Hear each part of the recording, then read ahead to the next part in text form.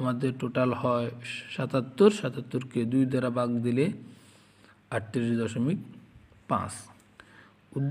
ঠিক এভাবে করে আমরা বাকি সংখ্যাগুলো করে ফেলব। ঊর্ধ্বমান হচ্ছে 47, নিম্নমান হচ্ছে 42। 47 এবং 42 হয় 89, এটিকে 2 দ্বারা ভাগ দিলে হয় 44.5।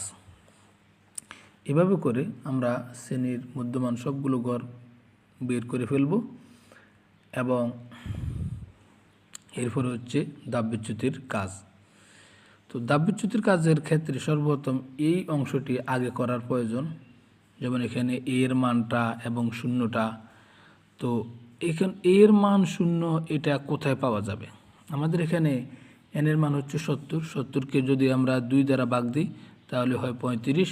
35 কোন শ্রেণীতে বিদ্যমান দেখুন, এখানে হচ্ছে গণসংখ্যার গড় হচ্ছে 3। 3 আর 10-এ 13, 13 এবং 18, 35 ক্রস করে, অর্থাৎ আমাদের এখানে এই 35, 13 এবং 18, এখানে আমাদের 35,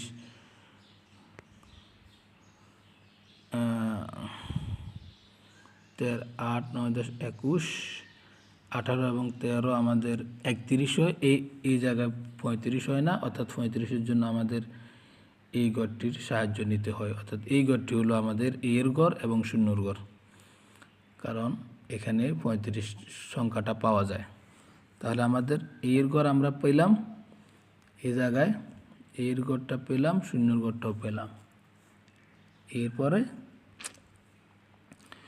একটা সংক্ষিপ্ত প্রসেস রুল হচ্ছে এই 0 থেকে, এই যে এখানে আমাদের 0, এই 0 থেকে উপরের দিকে -1, -2 এবং -3 এভাবে আমরা করব এবং নিচের দিকে +1, +2 করে দেব। আমরা অ্যানালাইসিস করা, আমরা করা ছাড়াই, কাজ করা ছাড়াই, ক্যালকুলেশন করা ছাড়াই এভাবে সহজ পন্থায় করতে পারবো। আর যাদের বিশেষ করে সমস্যা রয়েছে সূত্রের মাধ্যমে করবেন, তাহলে 32.5 - 50.5, তো 32.5 - 50.5 আমাদের এখানে হয় 32.5 50.18, আমাদের এখানে হয় 18, এবং আমরা 6 দ্বারা যদি ভাগ দিই সেটি হয় -18 হয়, এবং 6 দ্বারা ভাগ দিলে তাহলে হয় এটা -3। এরপরে হচ্ছে 38.5 - 50.5, তাহলে এখানে আমাদের হয় 12, এবং 12কে যদি আমরা -12